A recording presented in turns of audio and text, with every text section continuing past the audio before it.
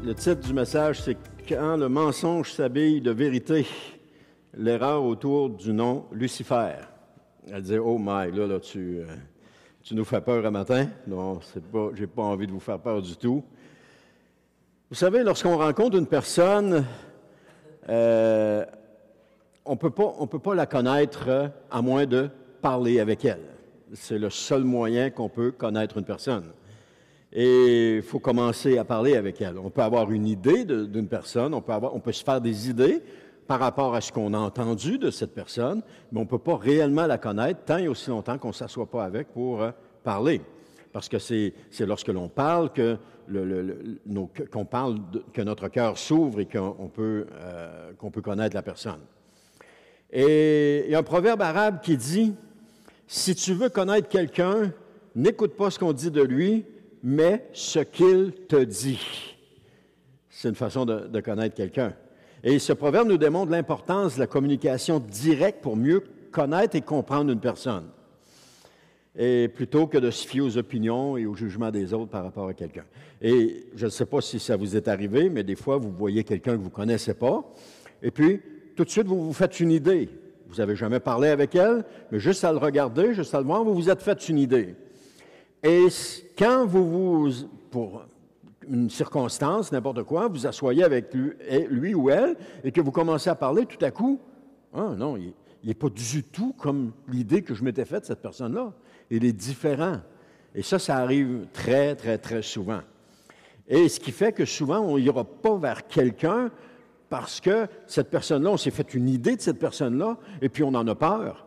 Mais pourtant, cette personne-là est complètement différente. Prenez, généralement, c'est ce qu'on voit, les gens qui sont larges de même puis qui sont hauts de même, ils sont impressionnants, mais généralement, c'est des gros toutous.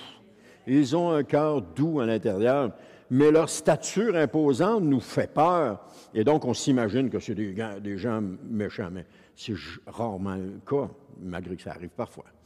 Il y a un proverbe africain, nos frères africains vont être contents, il y a un proverbe africain qui dit « La bouche d'une personne est le pont qui mène à son cœur. » Amen. Alors ça signifie que c'est en écoutant quelqu'un parler qu'on peut véritablement découvrir ses pensées, ses émotions, sa personnalité. Bref, mieux le connaître. C'est toujours comme ça. Thomas Carlyle a dit « L'ouvrier connaît mieux son ouvrage que quiconque. » Encore une fois, vous allez voir où est-ce que je m'en vais avec ça, là. Encore une fois, cette citation de l'écrivain écossais souligne que le créateur ou l'artisan est mieux placé pour comprendre et évaluer ce qu'il a créé.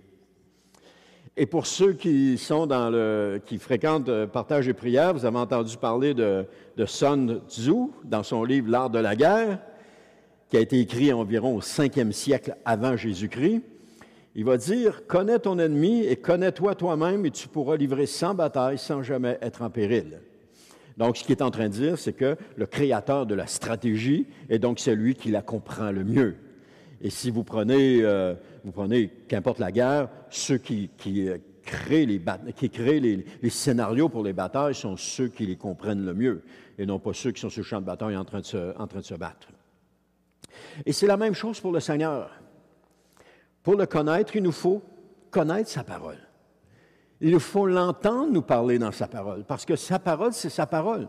C'est comme si on écrivait toutes nos paroles dans un livre et puis qu'on donnait ce livre à quelqu'un, eh bien ce quelqu'un pourrait nous connaître. Ou quelqu'un qui écrit son autobiographie et qui la partage à quelqu'un, donc il apprend à le connaître, d'après le point de vue de la personne qui a écrit l'autobiographie, bien entendu. Et c'est aussi le cas pour le diable, pour le connaître, il nous faut savoir ce que son Créateur dit. Parce qu'on le veuille ou non, le diable a été créé lui aussi. Et pour savoir ce que son Créateur dit, bien, il nous faut regarder dans la Bible pour savoir ce que Dieu dit à propos de Satan. Parce que la Bible, ce sont les paroles de Dieu. C'est la parole de Dieu. Alors, il y a divers noms qui sont donnés à Satan, le diable, comme par exemple, vous avez les références qui sont là, Satan, diable, serpent, Abaddon, Béelzébul, Bélial, ce sont des noms que la Bible donne pour Satan. Je ne veux pas entrer dans les détails ici parce que ça pourrait être long, mais je vais mettre sur l'annonceur un document qui va un petit peu plus loin. Si vous voulez expérimenter, vous pourrez le lire, ça va un petit peu plus loin dans ce domaine-là. Il est également décrit comme, dans Jean 8,44, un menteur et le père du mensonge, des mensonges ou du mensonge, un meurtrier dès le début, puis il n'y a pas de vérité en lui. Il est aussi dans votre accusateur devant Dieu, on voit ça dans Apocalypse 12.1 puis dans Job 1. Il est le prince de la puissance de l'air, de ce monde déchu, et puis le souverain de ce monde, on voit ça dans Jean 12.31. Alors, si vous avez remarqué jusqu'à maintenant, le nom Lucifer n'est pas dans la liste. Il n'apparaît pas. Pourtant, selon ce que nous entendons, il devrait y être. Parce que le nom est prétendument, Lucifer est prétendument le nom de Satan. Si je vous demandais quel est le nom de Satan, la plupart auraient répondu, c'est Lucifer. Et c'est ici le cœur du message de ce matin. De nombreux chrétiens croient que le nom du diable, c'est Lucifer. Et tout comme moi, vous l'avez entendu à maintes reprises, il y a même une émission de télé qui porte ce nom, une série qui porte ce nom-là, que je n'ai jamais écouté parce qu'elle porte le nom Lucifer. Et pourtant, tenez-vous bien, de prétendre cela, c'est complètement faux. La Bible ne mentionne pas que Lucifer est le nom du diable. En nulle part, elle le mentionne. Et c'est là que c'est important d'avoir une juste représentation des choses. Je crois que le Seigneur veut nous amener sur ce chemin de la vérité. Et dans tout ce que nous avons reçu jusqu'à maintenant d'enseignements de tous bords, de tous côtés, il y a beaucoup de choses qui ne sont pas bibliques, qui sont extra-bibliques, qui sont des choses qui ont été prises d'ailleurs, qui ont été apportées, qui ont été mises là, mais ils ne sont pas bibliques. Et c'est important de revenir à la parole de Dieu pour considérer ce qui est vrai et important et nécessaire. Ce qui est vrai, important et nécessaire. Revenir à la parole de Dieu pour considérer, ça je viens de vous le dire, parce que le monde dans lequel nous vivons est un monde de mensonges. Je ne dis pas que l'Église est mensonge, l'Église n'est pas mensonge, mais le monde dans lequel elle évolue est un monde de mensonges. Donc, elle peut être influencée par le monde extérieur dans ses pratiques et dans ses croyances. Elle peut être influencée. Donc, pour cela, la vérité, telle une lumière, doit briller de tous ses feux. Alors, vous vous demandez pourquoi peut-être que je passe du temps à aborder un faux enseignement comme celui-là, une doctrine qui, en apparence, semble sans importance pour certains, un enseignement qui est évidemment pas un enseignement sur le salut, parce qu'on ne doit pas se disputer sur les mots, c'est ça que Paul nous dit, mais la raison est qu'on puisse voir le modèle, qu'on puisse saisir le modèle, pour que vous puissiez surveiller ce modèle, voir ce modèle-là, puis que vous puissiez le surveiller. Parce que lorsque vous trouvez un faux enseignement, vous allez toujours en trouver d'autres qui suivent, qui sont toujours à la suite de cela. Ils se cachent toujours à proximité. Un peu comme une meute de loups, un faux enseignement ne voyage pas seul. Il voyage toujours avec d'autres faux enseignements. Et lorsque vous entendez le nom Lucifer être mentionné comme le nom de Satan, bien, vous savez que vous devez également être sur vos gardes parce qu'il y a encore d'autres choses fausses qui vont arriver par après. Parce que Lucifer n'est pas le nom de Satan. La Bible ne mentionne pas cela du tout. Et vous allez voir pourquoi je dis cela, parce qu'en réalité, c'est encore un faux enseignement, c'est encore quelque chose qui est apporté qui est faux. Et ce sont des petits indices qui nous démontrent le vrai du faux, parce que le faux est tellement subtil qu'il s'habille du vrai pour prétendre qu'il est vrai. Et autrement dit, le faux utilise la parole de Dieu, qui est la vérité, comme par exemple, on prend un verset, qui est la vérité, on le sort de son contexte pour lui faire dire quelque chose qu'il ne dit pas, le faux, Et ainsi, on peut dire que le mensonge s'habille de vérité pour prétendre qu'il est la vérité. Mais le mensonge n'est jamais la vérité, il est toujours contraire. Un peu comme le chant, je ne sais pas si vous vous souvenez, le chant de Richard Toupin à propos du mensonge et de la justice. Vous vous souvenez, le mensonge avait invité la justice à dîner, c'est ça que le chant raconte. Et quand c'est venu le temps de payer, le mensonge a pris la facture, il l'a regardé, et puis il a dit au commis, il dit, mais vous ne m'avez pas rendu mon change pour le 100 $ que je vous ai donné. Mais le mensonge n'avait jamais donné le 100 $ pour payer le repas. Et à la fin, ça dit que la justice fut piégée par le mensonge et elle ne put pas parler parce que le mensonge lui avait offert à dîner. Donc la vérité ne peut pas être dévoilée lorsqu'elle est habillée. Le mensonge ne peut pas être dévoilé lorsqu'il est habillé de la vérité. Mais il faut qu'il soit dévoilé, il faut qu'il soit montré. Et je vais vous mettre le lien du chant s'il y en a qui veulent le réécouter. Ceux qui ne l'ont jamais écouté, ce sera une première pour vous. Mais c'est vraiment un bon chant, ça date des années 70 à peu près, là. Alors ça, on doit apprendre à le reconnaître. Et ça, c'est important qu'on apprenne à le reconnaître. Parce qu'il y a tellement de faux que si on ne le voit pas, on prend ça pour de la vérité, et ce n'est pas la vérité. Il nous faut être en mesure de discerner le vrai du faux. Et c'est ça c'est pour tout le monde. Alors, d'où est-ce que ça vient le fait qu'on appelle Satan Lucifer? Dans la Bible Louis II, la version originale de 1910, dans Ésaïe chapitre 14, verset 12, ça nous se lit comme suit. « Comment es-tu tombé du ciel, Lucifer, fils de l'aurore? Tu es abattu à terre, toi, le vainqueur des nations. » J'ai regardé dans des Bibles Louis II que j'ai à la maison, puis le nom Lucifer n'apparaît pas. Et en me renseignant, puis en cherchant un peu plus, on s'aperçoit que c'était dans la version originale de 1910, mais qu'avec les réimpressions au fil du temps, ils ont enlevé ce mot-là parce que ce mot-là n'apparaît pas dans la Bible. Le mot qui est là, c'est « astre brillant », comme on va le voir un petit peu plus loin. C'est « astre brillant » et c'est pas Lucifer. Donc, c'est possible que dans votre Bible ou second, ce ne soit pas Lucifer qui soit marqué là, mais que ce soit « astre brillant ».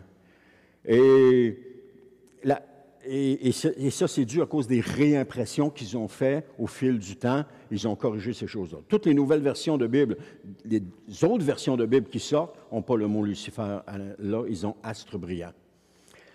Mais le nom Lucifer est tout de même accepté maintenant. Il est dans la croyance populaire. Comme par exemple, si je vous dis, c'est quoi ça? Vous allez me dire, c'est un Kleenex. Mais ce n'est pas un Kleenex. Kleenex, c'est la marque. Kleenex, c'est la marque qui le fait. Alors, vous allez pouvoir dire, c'est un jet. C'est écrit là, jet. Ça, c'est un jet. C'est un peu la même chose. Ou si je vous dis, passe-moi le Durex. Ça, c'est local. C'est ici qu'on entend ça. On n'entend pas ça ailleurs. Durex, c'est du papier collant. Un ruban adhésif. Et chez nous, dans notre région, on appelait ça du scotch tape. Passe-moi du scotch tape. C'est des marques de commerce.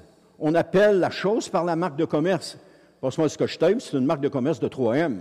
Alors, nous autres, ce qui se vendait dans notre région, c'était du scotch tape de 3M. Alors, on disait, passe-moi du scotch tape. Ici, ce qui se vendait, ça a l'air que c'était du Durex, parce que les gens disent, passe-moi le Durex. Alors, on appelle les choses par leur marque de commerce, et puis ça entre je cherche le mot depuis hier, là, ça entre dans les mœurs, si on peut le dire comme ça, de la société, et puis on appelle toujours ça seulement par le nom que la marque de commerce. On n'appelle pas ça par son nom réellement. Hein? Comme un frigidaire. Frigidaire, c'est une marque de commerce, c'est un réfrigérateur, la vraie chose. Alors, c'est comme ça. Donc, ça rentre dans les mœurs. Alors là, c'est un peu ce qui est arrivé avec Lucifer. C'est que, comme je le disais tantôt, dans la version du Sommeur, ça nous dit « Comment es-tu tombé du ciel, astre brillant », c'est ça qu'on voit, « fils de l'aurore, toi qui terrassais d'autres peuples, comment est-il possible que tu aies été abattu à terre? » Donc, le terme Lucifer a été pris par les traducteurs à partir de la version de l'édition de la Bible de la Vulgate latine de Jérôme. Jérôme qui a vécu de 383 à 405 après Jésus-Christ. Et c'est le mot « Eiel » qui suggère l'idée de briller ou de porter la lumière. Donc, Jérôme a supposé que le mot était le nom de l'étoile du matin. Par conséquent, il l'a interprété par le titre latin Lucifer. Donc, au fur et à mesure que l'idée s'est développée et qu'Ésaïe 14 contenait une description de la chute originale de Satan, ce qui n'est pas le cas, parce que ce texte-là de Ésaïe 14 ne parle pas de la chute de Satan, mais il parle de la chute du roi de Babylone, et il concerne le roi de Babylone. Donc, l'idée s'est développée qu'à partir de là, c'était la chute de Satan. Et le terme Lucifer a fini par être appliqué au diable et la désignation est couramment utilisée aujourd'hui, comme je vous ai dit tantôt. Donc, le fait, c'est qu'il n'y a absolument aucune preuve qu'Ésaïe 14 contienne une référence à Satan. Dans son contexte, il n'y a aucune preuve de cela. Donc, dans son contexte, Ésaïe 14:12 est avant tout une condamnation poétique et prophétique du roi de Babylone. Parce que vous savez que le roi de Babylone, c'est celui que Dieu a utilisé pour déporter le peuple juif de la terre promise et l'amener à Babylone à cause des conséquences de leur péché. Dieu s'est servi de ce roi-là pour déporter. Mais ce roi-là s'est enorgueilli de ses richesses, il s'est enorgueilli de sa puissance, et Dieu a dit qu'il le jetterait par terre, qu'il le détruirait. Et c'est ce qu'il a fait. Dieu a détruit entièrement la royauté du peuple de Babylone lorsque les Grecs ont envahi Babylone et qu'ils ont pris possession du territoire sous Alexandre le Grand. Et ensuite de ça, Alexandre le Grand a été vaincu, etc. Et vous connaissez l'histoire où tout ça se déboule les unes après les autres. Donc, ça ici, là, ça symbolise l'arrogance humaine confrontée au jugement divin. Bien que le verset ait été interprété plus tard par Jérôme comme une référence à Satan, dans son texte original, il s'agit d'une métaphore pour un dirigeant terrestre dont la gloire éphémère est réduite à néant par la justice de Dieu. Et c'est pour ça que lorsqu'on a quelque chose, il faut aller voir le contexte pour voir si le contexte parle réellement de cela. C'est tellement important. Et je n'en parlerai pas aujourd'hui, mais l'étude de ce texte-là m'a amené sur d'autres choses que nous comprenons aujourd'hui d'une façon et qui, en réalité, la Bible ne le décrit pas de la même façon. J'aurai l'occasion plus tard de l'amener, mais c'est extraordinaire de voir ces choses-là. Donc, alors ce passage rappelle que toute exaltation injustifiée conduit à la chute par rapport au roi de Babylone. Et c'est la leçon valable pour les nations, les dirigeants et tous ceux qui s'opposent à Dieu. Lorsqu'on s'oppose à Dieu, Dieu, à un moment donné, intervient puis agit. Il n'y a donc aucune allusion, de quelque manière que ce soit, dans le passage d'Ésaïe 14:12 à Satan. C'est un faux enseignement qui se part de vrai pour prétendre qu'il est vrai. Alors, prenons en considération ceci.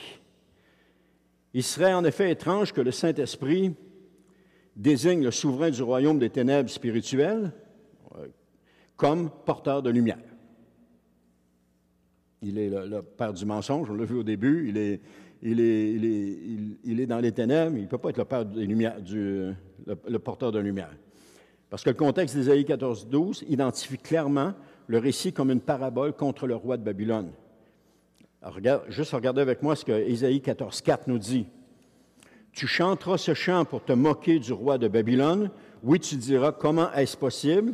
L'oppresseur n'est plus là, fini la tyrannie. » Donc, c'est comme une promesse, parce qu'Ésaïe fait comme une prophétie pour dire qu'à un moment donné, ça va se terminer là-bas, mais il ne dit pas que le peuple juif va revenir. Ça, c'est Jérémie qui va le dire, et puis c'est d'autres, mais il fait comme une prophétie là-dessus pour dire que ça va se terminer à un moment donné. Ce tyran-là, ça va se terminer, il n'y en aura plus. Donc, le peuple juif qui est confronté à lui, mais Dieu, dans sa grâce, va le libérer de ce tyran-là.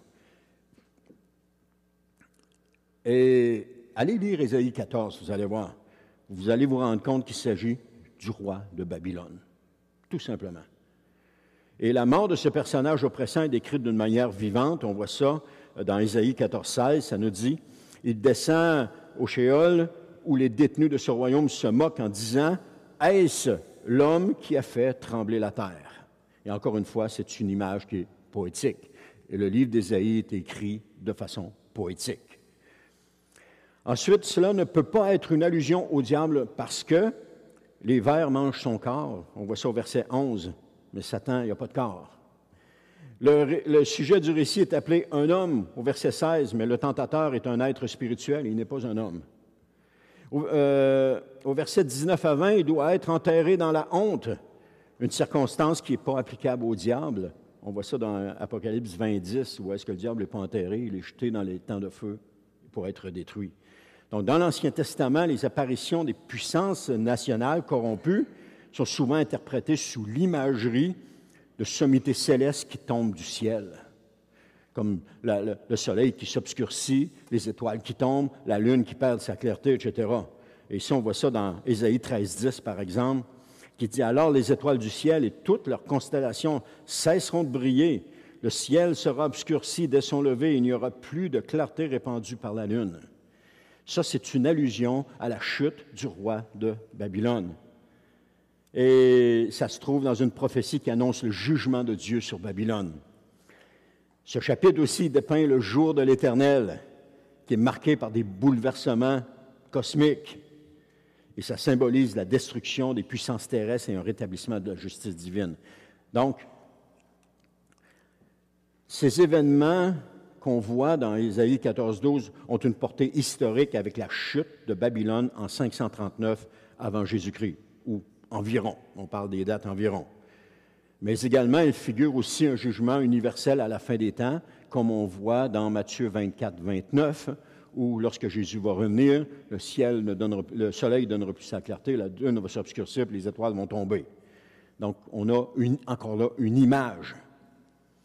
Ésaïe 32, 7 nous dit « Lorsque tu t'éteindras », il parle aussi du roi de Babylone, « je voilerai le ciel, j'obscurcirai ses astres et je recouvrirai le soleil de nuages, la lune cessera de donner sa clarté. » Donc, Ésaïe 32, 7 est un verset qui est au cœur de la prophétie qui annonce la chute de l'Égypte. Je disais Babylone, pardon, c'est la chute de l'Égypte qu'Ézéchiel parle. Donc, l'auteur utilise des images qui sont tout de même puissantes de bouleversements cosmiques pour illustrer l'ampleur du jugement divin sur le roi sur Pharaon en Égypte. Donc, le passage souligne encore une fois la souveraineté de Dieu sur les nations. Et ça rappelle que toute puissance humaine, aussi grande soit-elle, est vulnérable face au Créateur. Tous ceux qui s'élèvent contre Dieu. Oui. Ça rappelle que toute puissance humaine, aussi grande soit-elle, est vulnérable face au Créateur. Quand tous les rois de la terre qui s'opposent à Dieu, alors un jour vont payer pour, parce qu'on ne s'oppose pas à Dieu. Et surtout ceux qui font du mal aux gens. Je regardais les Houthis qui sont au Yémen. Ils ne s'occupent pas, mais pas du tout, de la population. La population est atteinte de maladies, elle souffre de toutes sortes de maux, elle est pauvre, et les Houthis, tout ce qu'ils pensent, c'est faire la guerre. Donc, toutes les ressources que le pays reçoit, ils les appliquent dans l'armement pour faire la guerre. Donc, c'est eux autres qui sont au pouvoir, mais ils ne s'occupent pas de la population. Un jour, ils vont payer pour ça, parce que Dieu ne laissera pas impunis ces gens-là. Donc, ce qu'il nous faut apprendre, c'est à discerner le faux du vrai.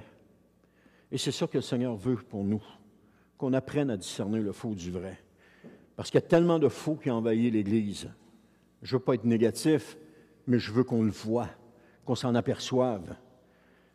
Parce que si on est incapable de faire la différence entre le vrai et le faux, comment est-ce qu'on va pouvoir prétendre connaître la parole de Dieu? Parce que le faux nous attire toujours loin de la vérité. Toujours. Et ce matin, je pensais justement à ça, je méditais là-dessus, et je m'apercevais d'une chose. Si aujourd'hui, je n'apprends pas à faire confiance au Seigneur dans ma vie, demain, je ne pourrai pas y faire confiance non plus. Parce que c'est aujourd'hui que je dois apprendre à y faire confiance. C'est aujourd'hui que je dois dire, oui Seigneur, je te fais confiance. Même si ce n'est pas ce que je veux, même si ce n'est pas les résultats que je veux, même si ce n'est pas comme je pense que ça doit se passer, Seigneur, c'est toi qui es le Seigneur de ma vie, puis je te fais confiance. Et si j'apprends à lui faire confiance aujourd'hui, demain, dans les situations que je vais être, parce que demain, je vais être dans d'autres situations, c'est ça la vie, je vais être capable de lui faire confiance, parce que je vais avoir appris à lui faire confiance. Et c'est pour tout dans la vie.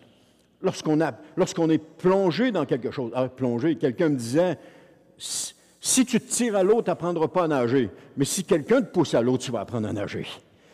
Prenez un bébé, là, les bébés là, qui ont 6 mois, ils les prennent, là, puis ils les tirent dans la piscine. Là. Il n'a jamais touché. La seule eau qu'il a vue, c'est le bain, puis il n'a pas eu d'en face. Ils les prennent, puis ils les tirent à l'eau. Le bébé, puis il remonte, puis il se revient de bord, puis il flotte. Mais, quand tu vois ça la première fois, tu dis, « Ah non, il va se noyer. » Pas en tout, le bébé. Le bébé, il apprend à nager. Et c'est la même chose avec nous autres. Si on est poussé dans l'eau, on va apprendre à nager. Mais si on se tire dans l'eau, on n'apprendra pas à nager. Alors, c'est un peu la même chose. Comme le Saint-Esprit a poussé Jésus au désert, il n'a pas amené Jésus au désert, il l'a poussé. Jésus n'est pas allé tout seul au désert. Le Saint-Esprit a poussé Jésus au désert pour ce temps de tentation à laquelle il a été soumis. C'est ça qu'on voit dans Luc, je pense qu'on voit la référence. Il a été poussé au désert. Et quand il a été poussé au désert, Jésus, il a fallu qu'il apprenne. Et c'est là qu'il a appris. Et il a pu résister au diable à ce moment-là. Et d'ailleurs, il était Dieu, OK? Mais c'est un exemple pour nous. C'est qu'à partir du moment où est-ce qu'il a résisté au diable, les autres situations qui sont venues plus loin, Jésus était en mesure de résister, parce qu'il a appris à résister. Et ça nous dit dans Hébreux que Christ, Jésus, a appris par les choses qu'il a souffertes. Donc, il a appris sa vie sur la terre. Il a appris lui aussi. Et c'est la même chose. Ce dans quoi nous sommes présentement, Dieu est en train de nous apprendre. Il ne faut pas abandonner. Il ne faut pas lâcher. Il faut continuer à persévérer. Il faut s'attacher au Seigneur. Parce que si on abandonne, demain, on va être encore confronté à la même situation, à quelque part d'autre, dans un autre contexte, mais à la même situation. Qu'est-ce qu'on va faire? À un moment donné, il va bien falloir en venir à l'évidence que, OK, je vais m'attacher au Seigneur. C'est comme ça. C'est comme ça que je peux voir les choses, que je vois les choses que je les ai vues. Je les ai vues dans ma vie, je les ai vues dans la vie des autres, et je le constate. C'est qu'à un moment donné, si tu abandonnes là, demain, tu vas être encore confronté à la même situation. Non pas que tu n'as pas progressé, tu n'as pas grandi, mais tu as quelque chose que le Seigneur veut t'apprendre dans ta vie. Et le moyen pour l'apprendre, c'est celui-là. Alors, tu vas toujours être plongé dans cette même situation-là jusqu'à ce que tu apprennes à faire confiance au Seigneur. C'est de même que le Seigneur marche. Et quand on apprend à faire confiance au Seigneur, là, après ça, on fait confiance au Seigneur dans n'importe quoi où est-ce qu'on est. Les apôtres ont appris à faire confiance à Jésus parce qu'ils l'avaient devant eux, mais Jésus les a enseignés, il les a mis dans différentes situations. Ils ont appris à faire confiance à Jésus. Après que Jésus est monté au ciel, les apôtres étaient en mesure de faire confiance à Jésus parce qu'ils le connaissaient, ils savaient qui il était. Ils ont vu Jésus, ils ont côtoyé Jésus, ils ont mangé, ils ont dormi, ils ont marché avec lui. Ils ont été capables. Et donc, quand ils ont été confrontés dans des situations similaires, prenons Pierre, la tradition, est-ce que c'est vraiment le même qui est mort? Je ne sais pas, mais la tradition nous dit que Pierre aussi a été crucifié, mais il ne voulait pas être crucifié comme son maître.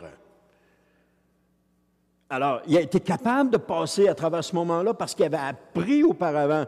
Et une des situations où est-ce qu'on voit que Pierre a appris, c'est quand c'est venu le temps de la mort de Jésus, où est-ce que Jésus lui a dit, tu vas me renier avant que le coq chante, tu vas m'avoir renié 3 fois. Non, Seigneur, je vais mourir avec toi. Quand tu as arrêté Jésus, tout le monde s'est enfui. Pierre a suivi de loin avec Jean. Finalement, Jean, qui connaissait les gens au temple, a permis à Pierre de rentrer. Et puis là, Pierre a failli à l'épreuve à laquelle il était. Mais après ça, on ne voit plus faillir, Pierre. On voit un homme complètement différent. Après que le Saint-Esprit est descendu sur lui, il est complètement différent. Donc, c'est la même chose avec nous. Je le répète, là où vous êtes en train présentement, ce n'est pas le temps d'abandonner. C'est le temps de vous attacher à Jésus. Parce que demain, si vous abandonnez, demain, vous allez être confronté encore à la même situation. Ça peut prendre 1 an, 2 ans, mais vous allez être encore à la même situation. Je l'ai vécu personnellement. C'est mon expérience, c'est mon vécu que je vous raconte. Et c'est le vécu de plusieurs également. Ce n'est pas le vécu de moi seulement, c'est le vécu de plusieurs.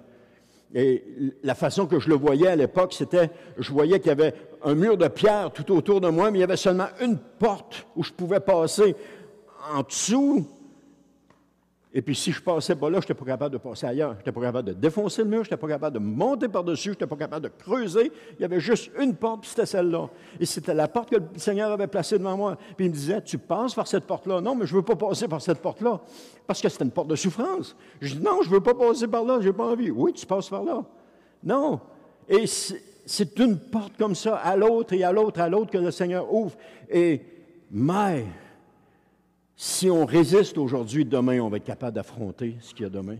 Mais si on ne résiste pas aujourd'hui, demain, il va falloir affronter ce qu'on n'a pas résisté là, jusqu'à temps qu'on passe au travers. Amen. Gloire à Dieu. Amen. Je termine avec ceci. Une image comme ça de l'océan Atlantique au Bénin. Peut-être que nos frères africains vont le savoir. Au Bénin, si vous allez vous baigner dans l'océan Atlantique, les vagues attirent loin du rivage. La vague vient vous chercher, puis au lieu de vous pousser sur le rivage, comme par exemple si vous allez vous baigner à Hampton Beach, par exemple, comme on a été l'été passé, la vague nous pousse sur le rivage. Mais là-bas au Bénin, c'est l'autre côté de l'océan, la vague attire. Elle ne pousse pas, elle attire. Et puis les gens se noient parce qu'à un moment donné, ils sont dans les vagues, mais tout d'un coup, la vague les attire. Puis à mesure qu'ils essayent d'avancer, la vague les attire, elle les attire toujours plus loin, et puis les gens viennent qui sont plus capables d'avancer. C'est un frère béninois qui me disait, tu ne vas pas te baigner à la mer. Si tu vas te baigner à la mer, tu ne vas pas trop loin parce que tu ne pourras pas revenir. Et des gens qui sont allés là, ils n'ont pas revenu. Alors ce que je veux dire, c'est que si on ne fait pas attention au faux, le faux est un peu comme les vagues de l'Atlantique. Il va nous attirer loin de la vérité. Il va nous attirer loin de la vérité. Et plus qu'on en entend, plus qu'on s'éloigne de la vérité, puis on pense toujours que c'est la vérité. Mais ce n'est pas la vérité. C'est du faux, qui est habillé de vérité, qui se prétend être la vérité. Alors, comme on a vu en introduction de la rencontre, Jésus a quelque chose pour notre Église. Et cela passe par une connaissance accrue du vrai, plus de vrai. Et afin de déceler le faux qui s'est infiltré. Plus nous allons connaître le vrai, et plus nous allons être proches du Seigneur Jésus. Parce que plus proche de Christ, on l'a chanté tantôt, plus près de toi, Seigneur, plus proche de Christ, c'est la meilleure place que nous puissions occuper. Il n'y en a pas de meilleure place. Et le Seigneur va toujours nous attirer à lui. Hein? Il y avait une chanson qui disait « Attire-moi à toi, attire-moi à toi. » Alors, parce que Christ est la vérité, c'est lui qui est la vérité. Il va nous attirer à lui. Et comme Jean 8,32 disait, « Vous connaîtrez la vérité, vous connaîtrez Jésus, et la vérité, Jésus, fera de vous des hommes libres. » C'est la vérité qui libère. Ce n'est pas le mensonge, c'est la vérité. C'est pas le faux, c'est le vrai, la vérité. C'est quoi la publicité qui disait juste du vrai, rien que du vrai, je ne me souviens pas c'était quoi, mais c'est ça. Alors le Seigneur nous appelle au vrai.